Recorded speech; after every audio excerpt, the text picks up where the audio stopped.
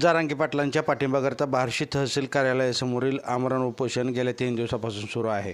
मराठा समाजाच्या विविध मागणीकरता मनोज जरांगे पाटील यांना पाठिंबा देण्याकरता बार्शी मराठा समाजाचे आनंद काशिद यांनी आमरण उपोषण चालू केले आहे. त्याचा आज तिसरा दिवस.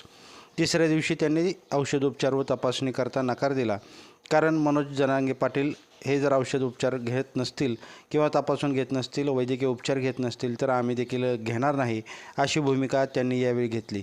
तर मराठा समाज बांधवांनी जास्तीत जास्त संख्येने आंदोलनामध्ये सहभागी व्हावे असे आवाहन देखील त्यावेळी आनंद काशिद यांनी समाजाला केले. त्याचबरोबर जरांगे पाटील आमरण उपोषण जोपर्यंत माघारी घेत नाहीत तोपर्यंत बार्शी तालुक्यातील मराठा कोणत्याही परिस्थितीत पाठीमागे हटणार नाही असा निश्चय देखील त्यांनी यावेळी प्रसारमाध्यमांशी बोलताना केला आहे. लाईव्ह महाराष्ट्र झोन न्यूजच्या यूट्यूब चॅनलला सबस्क्राईब करा, तसेच आमच्या फेसबुक पेजलाही फॉलो करा.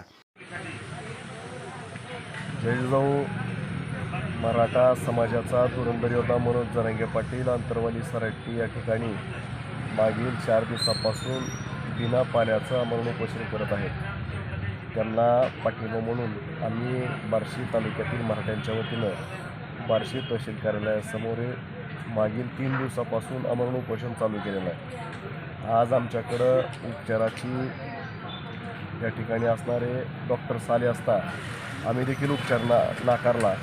कारण आमच्या समाजाचा सेनापती कुठल्याही प्रकारचा उपचार न घेता आमच्यासाठी आंदोलन करतो आहे, म्हणून आम्हीसुद्धा त्या ठिकाणी उपचार नाकारलेला आहे. माझी बार्शी तालुक्यातील तसेच सर्व मराठा समाज बांधवांना विनंती आहे की हीच खरी वेळ आहे समाजानं परत एकदा जरांगे पाटलांच्या पाठीशी ताकदीनं उभा राहायची.